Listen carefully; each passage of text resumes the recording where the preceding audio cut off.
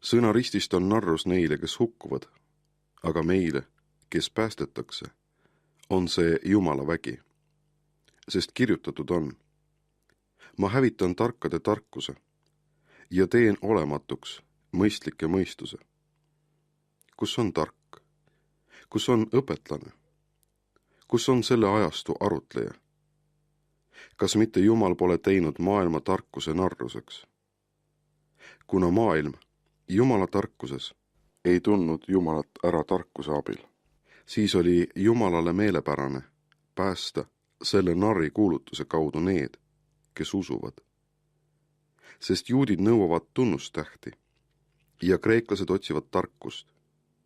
Meie aga kuulutame ristilöödud Kristust, kes on juutidele ärrituseks ja paganaile narruseks. Ent neile, kes on kutsutud, olgu juutidele või kreeklastele, on ta Kristus, Jumala vägi ja Jumala tarkus. Sest Jumala narrus on inimestest targem ja Jumala nõtrus inimestest tugevam.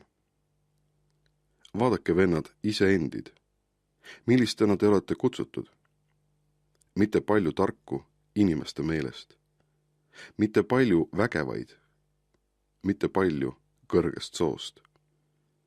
Kuid Jumal on valinud maailma meelest narrid, et häbistada tarku. Ja Jumal on valinud maailma meelest nõrgad, et häbistada tugevaid. Jumal on valinud need, kes maailma meelest on alamast soost ja halvaks pandud. Need, kes midagi ei ole, et teha tühiseks need, kes midagi on.